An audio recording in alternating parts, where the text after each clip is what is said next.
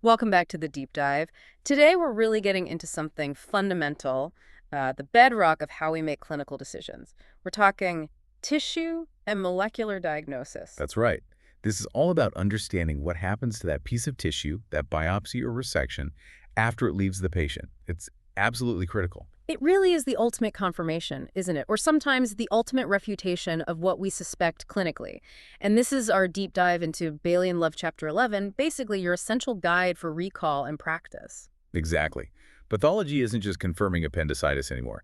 It dictates prognosis, guides surgery, and now more than ever, it tells us exactly which drug might work for a specific cancer based on its molecular signature.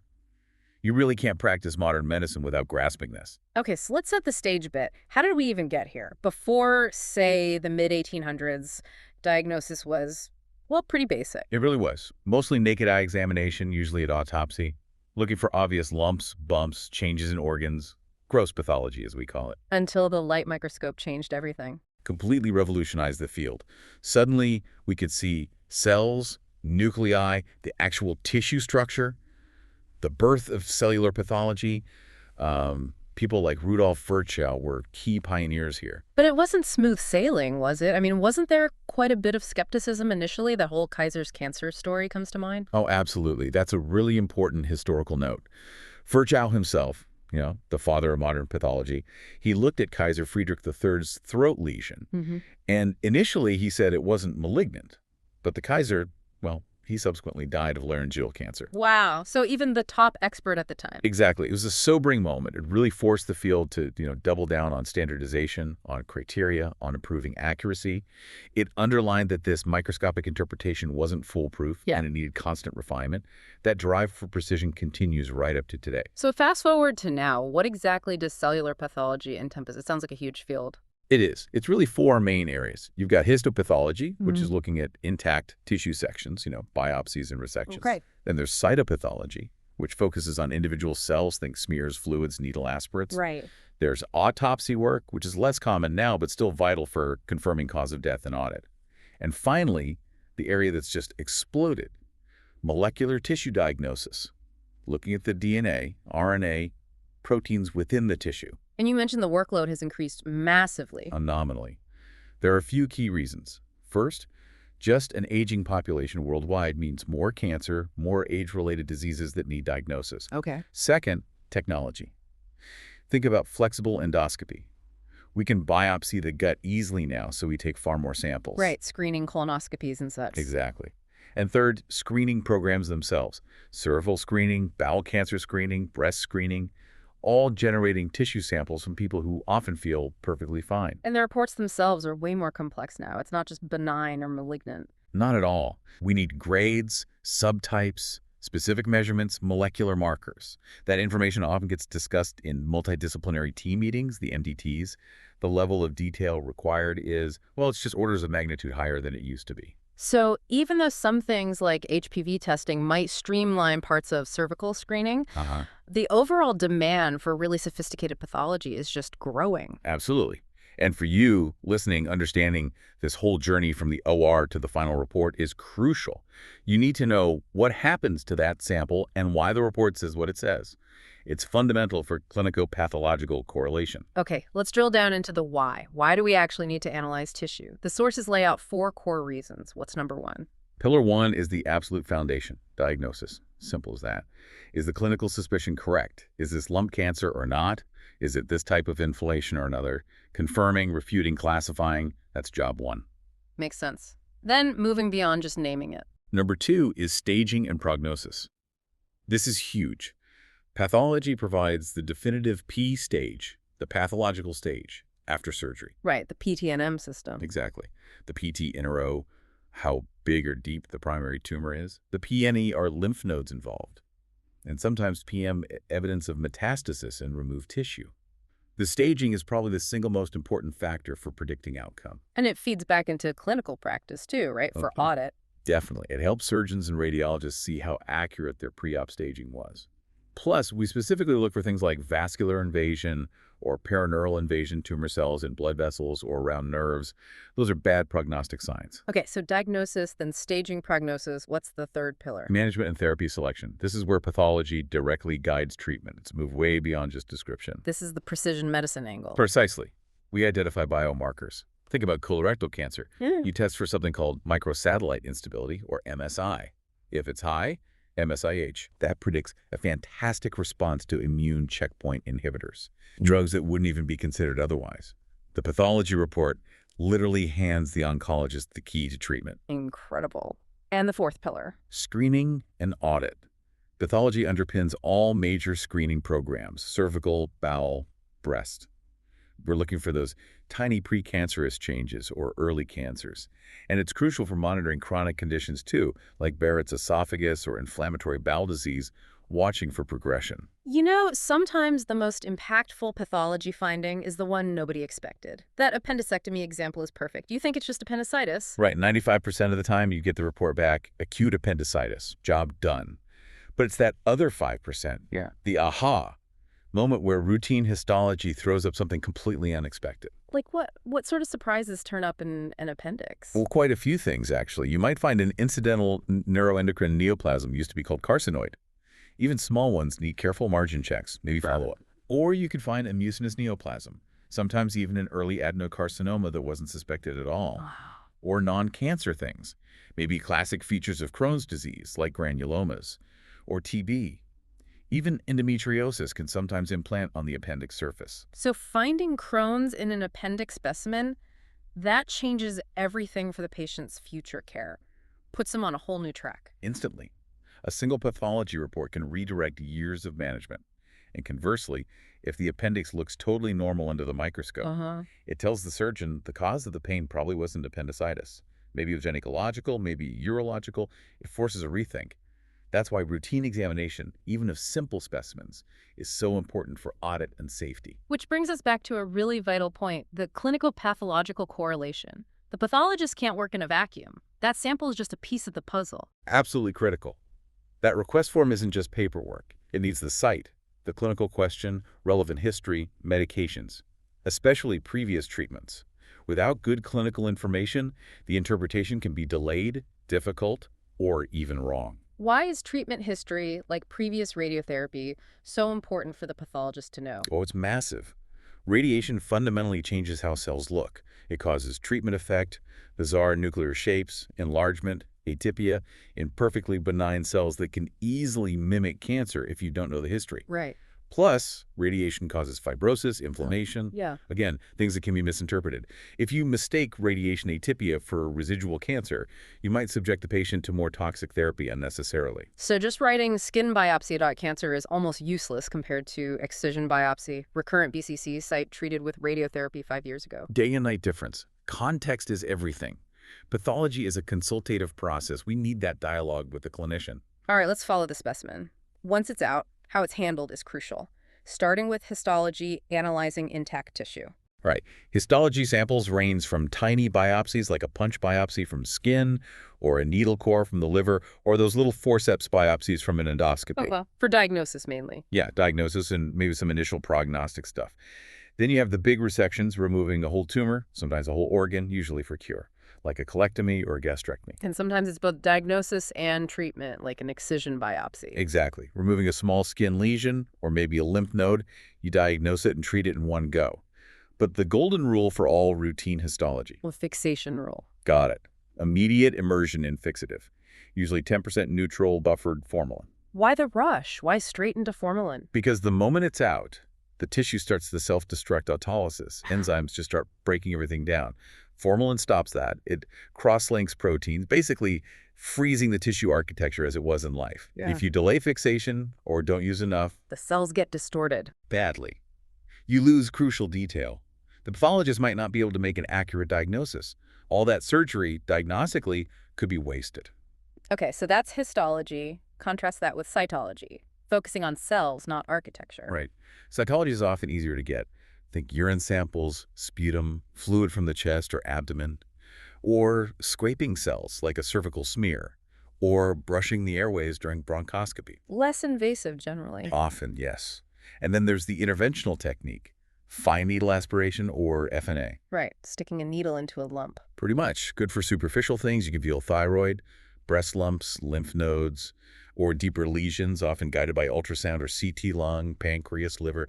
You just suck out cells for analysis. Quick, relatively safe. But what's the big limitation? The big one is you lose the architecture. You've just got cells, maybe tiny clumps, but not how they relate to each other in the tissue. We'll come back to why that's so important. And finally, the exception, fresh tissue. No formalin allowed. When do you need that? Fresh tissue is needed when formalin would interfere with the test you want to do. The classic example is the frozen section rapid diagnosis during surgery. Okay. But also for things like electron microscopy, which needs special fixatives later, or chemical analysis, say, measuring copper levels in liver tissue. Microbiology needs fresh tissue for cultures. And, really importantly, for tissue banking or research needing pristine DNA, RNA, or proteins. And handling fresh tissue is riskier in the lab, right? Infection control. Absolutely. Formalin kills most bugs. Fresh tissue doesn't. So you need much stricter biosafety precautions when handling and cutting it. Okay, let's follow a bigger histology specimen, say a piece of bowel arriving in the lab. First step, unique ID, barcode, critical safety check. Crucial. Sample mix-up is the nightmare scenario. Then it goes for macroscopic assessment, what we call the cut-up or grossing. This isn't just slicing it up randomly, is it? No. It's highly skilled. A pathologist or trained biomedical scientist, BMS, does this. Tiny biopsies might just go straight into a cassette, but for a large resection, like that bowel segment, you have to open it up, maybe pin it out or slice it thinly. Why? To let the formalin penetrate everywhere. Formalin only creeps in at about 1 millimeter an hour. So a thick specimen won't fix properly in the middle if you don't open it. Exactly. It needs maybe 24, sometimes 48 hours to fix fully. You can often tell by the color change, raw red turns sort of brownish and firmer. Then comes sampling. How do you choose which bits to process? You have to be systematic. For a tumor, you take blocks from the center that's often best for grading, from the edge to see invasion. You sample any lymph nodes you find in the attached fat, and crucially, the reception margins. How do you make sure you know which surface is the margin when it's on the slide days later? Clever trick. We use different colored inks. We physically paint the surgical margin, or different surfaces of the specimen, with special waterproof inks, black, blue, green, whatever. Seriously, like painting a model. Kind of. And that ink stays put right through processing. So under the microscope, the pathologist can see, the tumor cells are right up against the blue ink. That means the surgeon didn't get it all out on that side. That's brilliant. Okay, so the selected samples go into little plastic cassettes. Then what? Then they go on to a tissue processor machine. This is basically a dehydration and clearing process. It uses grated alcohols to remove all the water, then a clearing agent like xylene, and finally it infiltrates the tissue with molten paraffin wax. So the wax replaces the water. Essentially, yes. Yeah. The tissue becomes embedded in wax, which gives it support, makes it firm enough to cut really thinly. And that cutting happens on a microtome. Cutting sections, how thin? Typically 5 micrometers. That's 5 millionths of a meter. Incredibly thin. Thinner than a red blood cell is wide. Wow. The wax block is chilled, and a super sharp blade shaves off a ribbon of these sections. They float onto a warm water bath to flatten out any wrinkles, Okay. and then carefully picked up onto a glass slide. Getting that perfect, intact 5-micron section is a real art. And then it gets stained. The standard go-to stain. Hematoxylin and eosin, H&E, the absolute workhorse. Why H&E? What does it show? Hematoxylin is basic, so it stains acidic things blue or purple, mainly the DNA in the nucleus. Gives great nuclear detail. Eosin is acidic, so it stains basic things pink or red, mainly proteins in the cytoplasm and the extracellular matrix. So blue nuclei, pink cytoplasm? Pretty much. It's cheap, reliable, safe, and gives you a massive amount of information about the tissue structure and cell details. It's the first look at almost everything. The slide then goes to the pathologist for interpretation, correlation with the clinical info, macroscopic description, and finally, the report gets issued. Right. And increasingly, there's a digital shift. Labs are using high-resolution scanners to create digital copies of the slides. Whole slide imaging. Exactly. Pathologists can then view and report the case on a computer screen, anywhere. Makes consultation easier, remote working possible, and crucially, it generates the data needed for artificial intelligence tools that are starting to emerge. AI for pre-screening, maybe even assisting diagnosis in the future. Now, let's circle back to that exception, the frozen section. The super fast diagnosis needed during an operation. Yep. This is when the surgeon needs an answer right now. Maybe they've removed a lump and need to know if it's cancer before deciding whether to take out lymph nodes or do a bigger operation. Or maybe they need to check if the edge of their resection, the margin, is clear of tumor. So speed is the key. How does it work? The surgeon sends the tissue fresh, unfixed. In the lab, we rapidly freeze it, usually using a spray or embedding it in a special medium on a freezing block. Then it goes into a cryostat. Which is like a microtome in a freezer. Exactly. It keeps the tissue frozen solid while we cut sections, maybe 6-10 microns thick, stain them quickly, often with a rapid H&E, and get them under the microscope. The whole process can take maybe 10-20 minutes from receiving the specimen. Huge advantage in speed. But you mentioned a trade-off. What's the downside of frozen sections? Quality. The freezing process itself creates ice crystal artifacts, little holes and distortions in the tissue. This can make interpreting the cellular detail much harder than on a routine, beautifully fixed paraffin section. So fine details might be lost. Makes it harder to be certain. Definitely. Especially with subtle things like distinguishing low-grade dysplasia from reactive changes or identifying very early invasion. Fatty tissue like breast or lymph nodes is particularly difficult to freeze and cut well. So higher risk of misinterpretation. There's a slightly higher risk. Yes. It takes a very experienced pathologist to read frozen sections confidently, knowing the limitations, under time pressure, while the patient is still on the table. It's also labor-intensive, disruptive to the lab routine, and carries that higher infection risk because the tissue is fresh.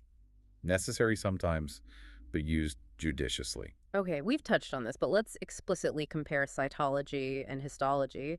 Cytology prep is different smearing, maybe spinning down fluids, fixing with alcohol usually, or air drying. Right, often using stains like the Papanicolo, PEP stains for smears, or Gemza for fluids.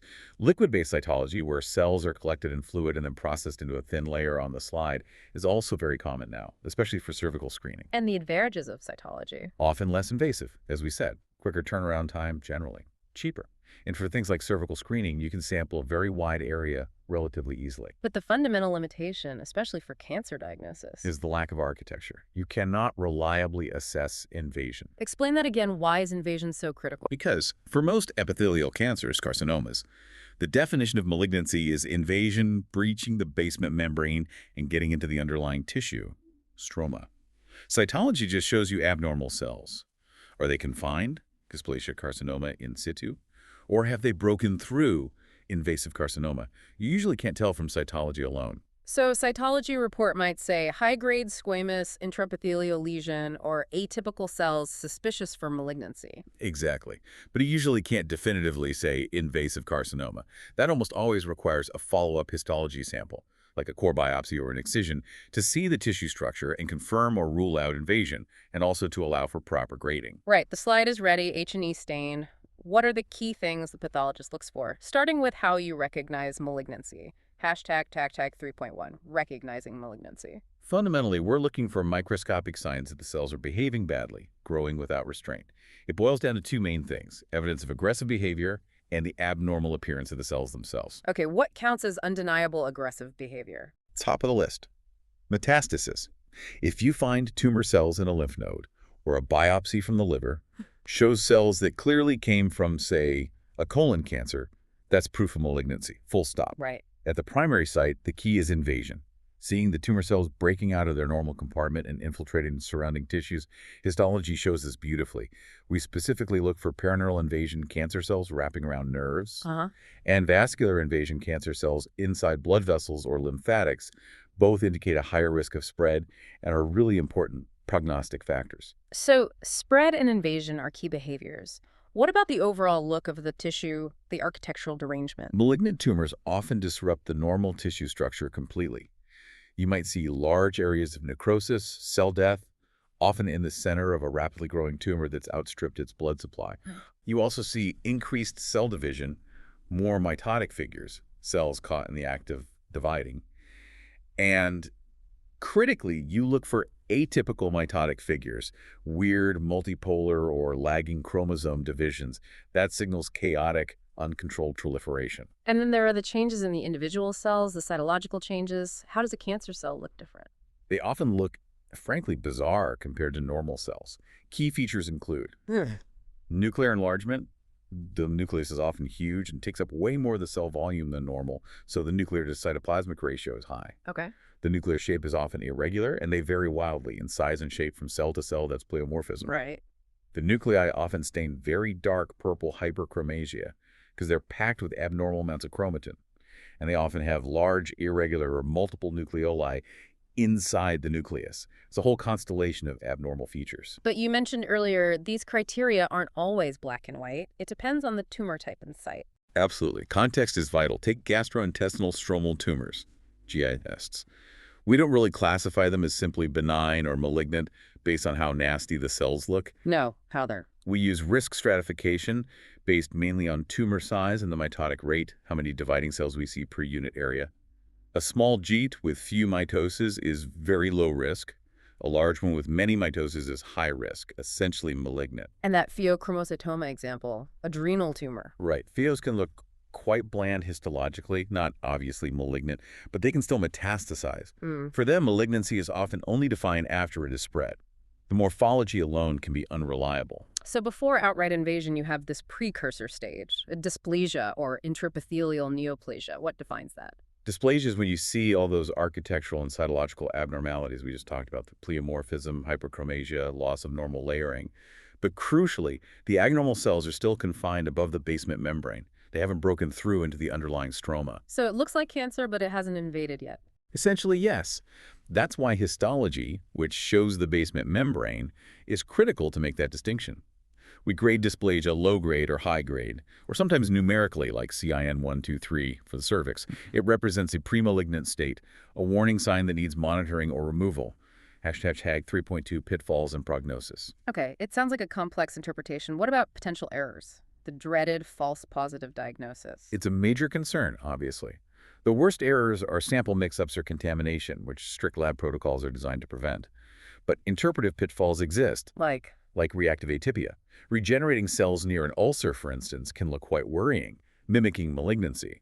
And as we discussed, radiation effects can look identical to residual cancer if you don't know the history.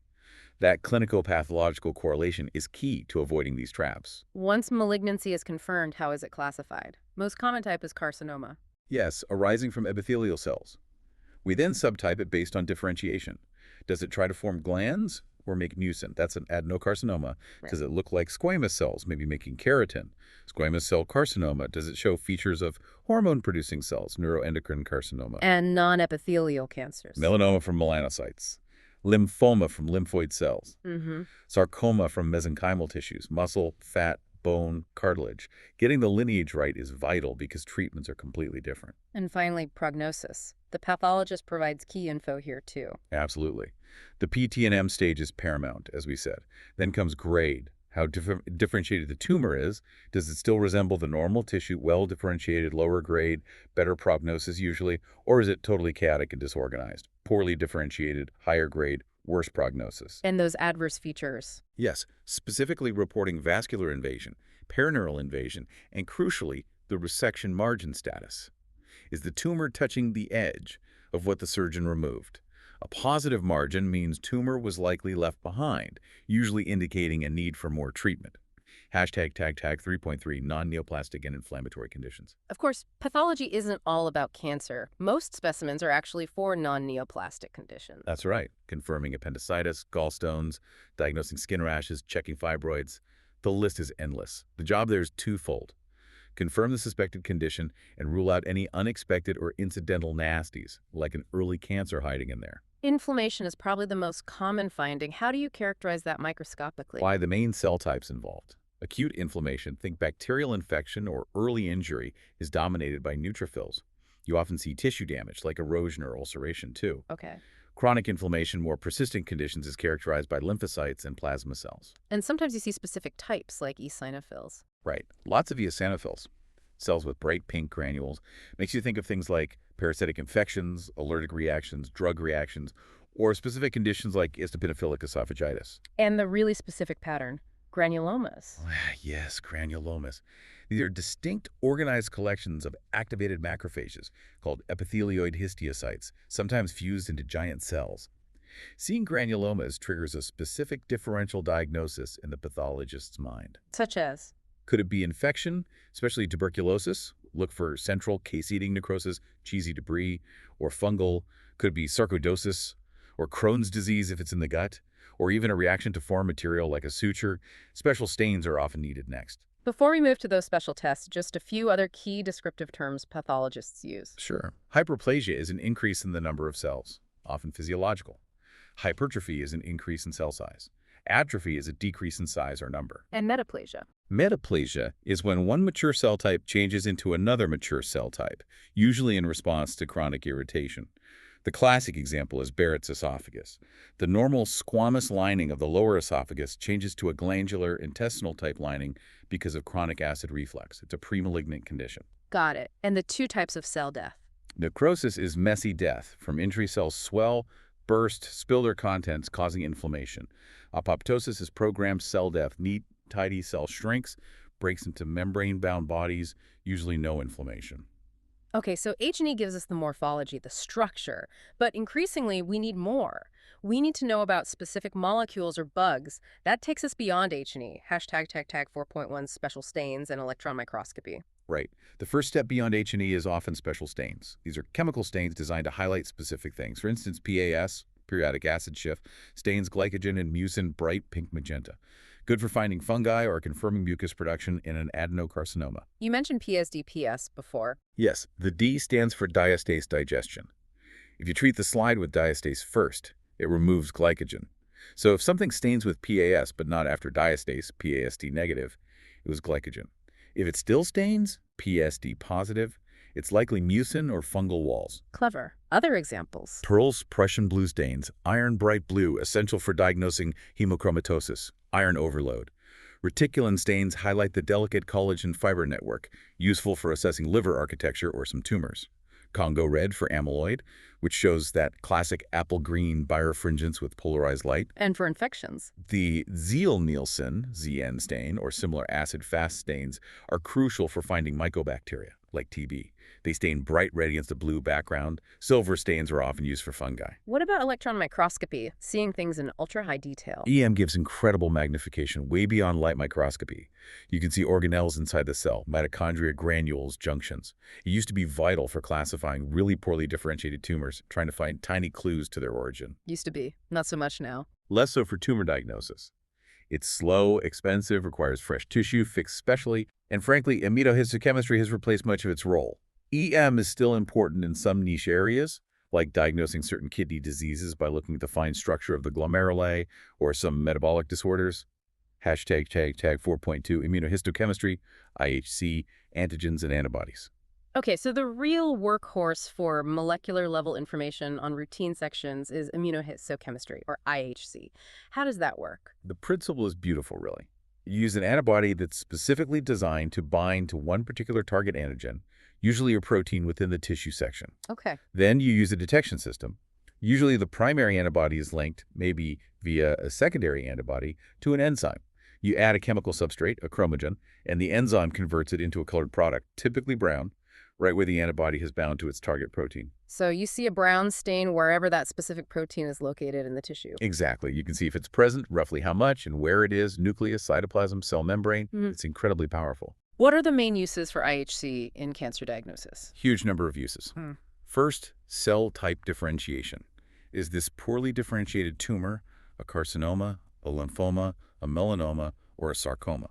A panel of IHC markers can tell us. Give some examples. Beta-caroteins are generally positive in carcinomas, CD45, LCA, lymphomas, S100, melanA, HMB45 in melanomas, specific markers like chromogranin and synaptophysin for neuroendocrine tumors, CD117, CKDACR, and DUG1 for GIST. It's like molecular fingerprinting. Essential for figuring out a metastasis of unknown primary, then. Absolutely critical.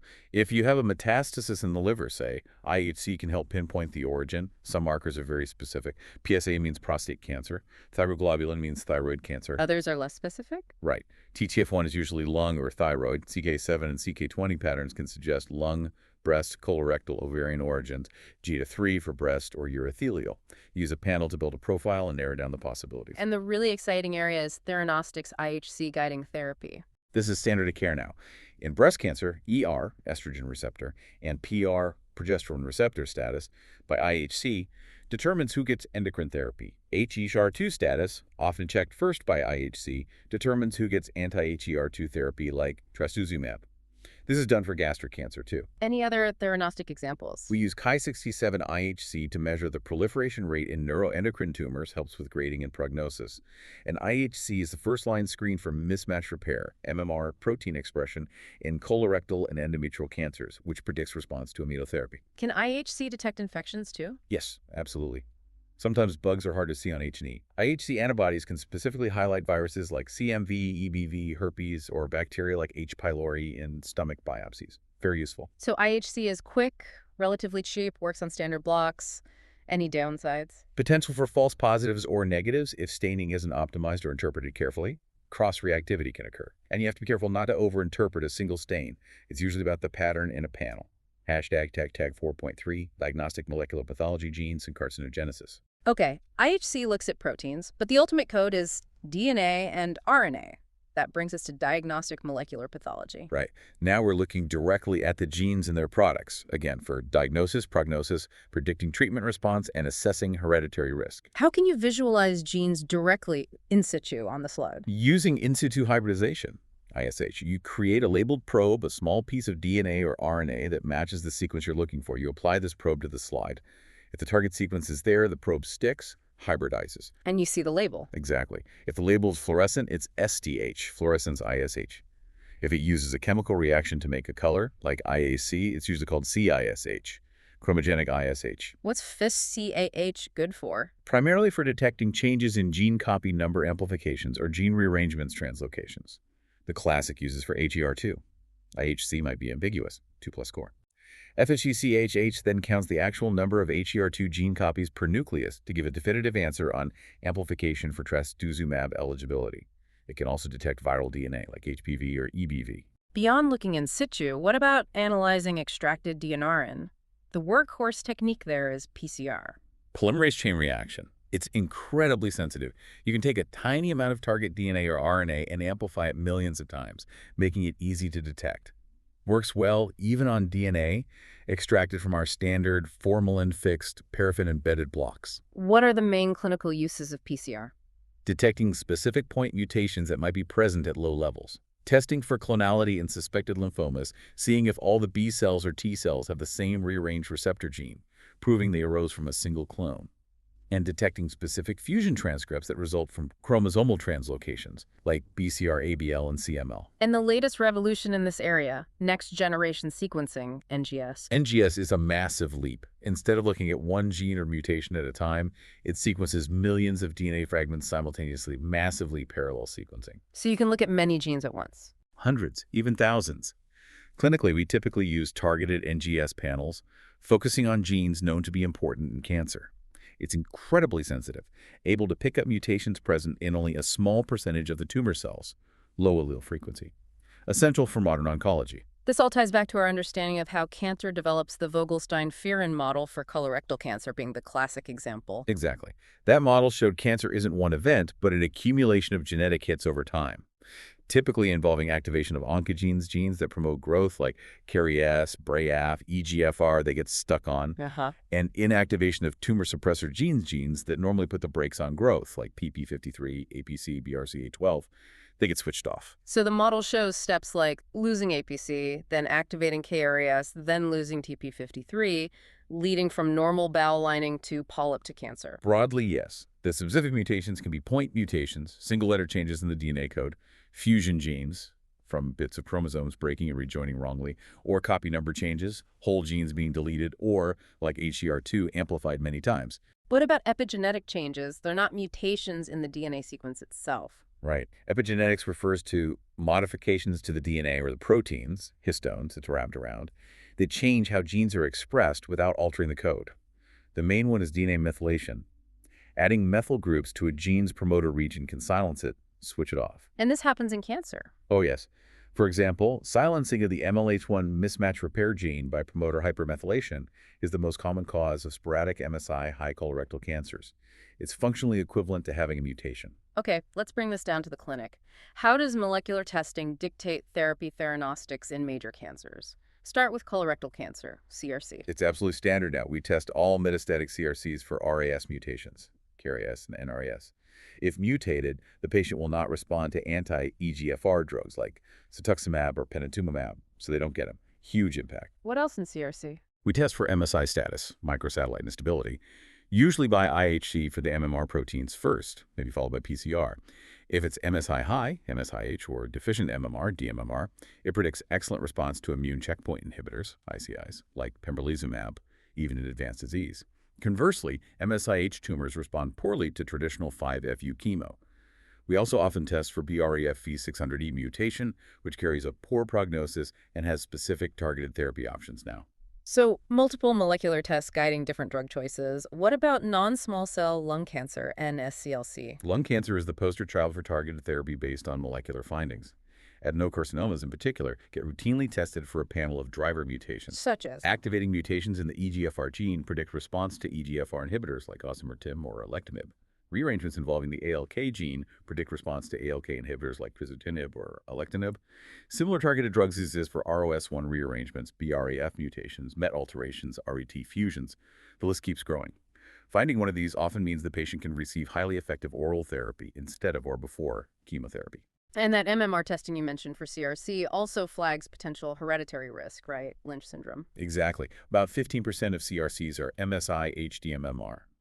We screen with IHC for the four main MMR proteins, MLH1, MSH2, MSH6, PMS2.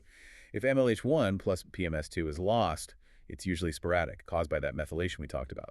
We can test for BRAF mutation or MLH1 methylation to confirm. But if one of the other proteins is lost? If MSH2, MSH6, or PMS2 without MLH1 loss is lost, it's much more likely to be due to an inherited germline mutation in that gene, meaning the patient likely has Lynch syndrome. This triggers referral for genetic counseling and testing, not just for the patient, but for their family members too. So routine tumor testing has massive implications for cancer prevention and relatives. #outro. Wow. Okay, so we've journeyed from a naked eye look through the microscope down to the individual proteins and genes. It's an incredible evolution. As we wrap up, what's next? You mentioned digital pathology. Yes, the move away from glass slides to digital images viewed on screen. It's happening, maybe slower than some predicted, but it's coming. The advantages are significant. Flexible working, easy sharing for expert opinions anywhere in the world, consistency. And AI. And the potential for AI integration is huge. AI could help with pre-screening slides, quantifying stains, maybe even detecting subtle patterns humans miss. It could really help manage the increasing workload and complexity. What are the hurdles? Why isn't every lab digital already? Cost is a big one. Scanners and data storage are expensive. Workflow changes are needed. And some pathologists do feel they lose something, that ability to rapidly scan across different focal planes on a glass slide, the subtle 3D feel which they worry might slightly impact diagnostic accuracy in really tricky cases. Those studies are ongoing. And let's not forget the autopsy. Its role has diminished, but it's still important. Still vital, yes. For establishing the definitive cause of death, for quality assurance and audit of clinical diagnoses and treatments, for identifying new diseases or complications, and for medical education. And the two types. The coroners, or medical examiners, autopsy is legally mandated in cases of sudden, unexpected, suspicious, or unnatural death. Consent isn't required. The hospital, or consented autopsy, is done for medical reasons with the permission of the next of kin. Sadly, these have become much less common. So the big takeaway here, especially for clinical recall, is that pathology is so much more than just confirming a diagnosis. It's the detailed map guiding prognosis, surgery, and increasingly highly specific molecular therapies. It's moved from morphology to molecular identity. Absolutely. It's the blueprint for modern oncology and much of medicine. Which leads us to that final provocative thought. We're currently using genomics, DNA, and proteomics, IHC for proteins, quite well.